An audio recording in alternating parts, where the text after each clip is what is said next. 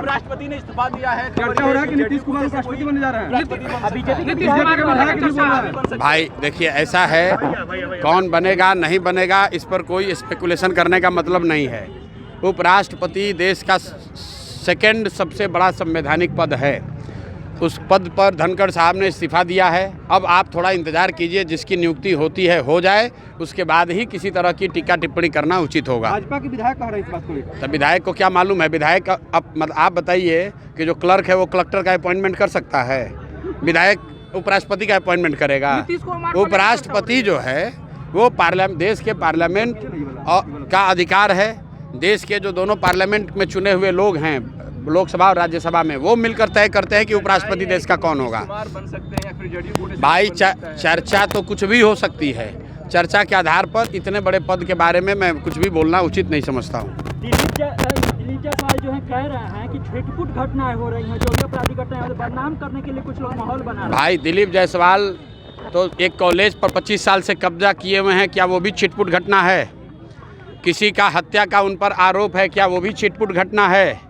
बिहार में 50 से ज़्यादा राजनीतिक परिवार के बच्चों को बिना किसी एडमिशन टेस्ट के मेडिकल कॉलेज में एडमिशन देके डॉक्टरी की डिग्री दी गई है, ये भी छिटपुट घटना है।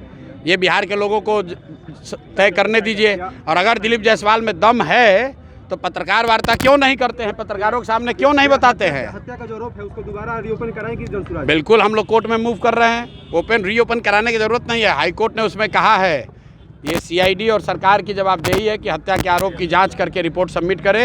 अगर उसको सरकार ने नहीं किया है तो जनसुराज कोर्ट में जाएगी। और आपको ये भी बता दें कि अभी दिलीप जायसवाल छुपे हुए हैं, सोच रहे हैं कि ये आंधी हवा है निकल जाएगी, तभी थोड़े ही दिन में, अभी डेट आपको बताएंगे, उन पर तीसरा किस्त भी जारी करेंगे। पहला किस्त जारी किए कॉलेज कब्जा का, दूसरा किस्त जारी हुआ राजेश शाह के हत्या का आरोप का, अब तीसरा किस्त आप लोग इंतजार कीजिए, अगले कुछ दिनों में इनका जारी होगा। जब तक ये पद छोड़कर भागेंगे नहीं, इनको राजनीति में इनको वापस दौड़ा कर वहाँ नहीं किशनगंज पहुँचा दिया, तब तक इनको छोड़ने वाले नहीं है।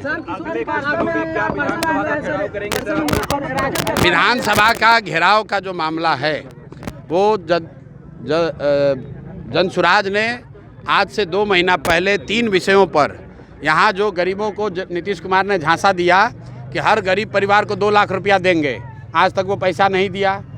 पिछला 20 साल से कह रहे हैं कि यहाँ जो अति पिछड़े दलित लोग हैं उनको 3 डिसमिल घर बनाने के लिए ज़मीन मिलेगा, आज तक नहीं मिला।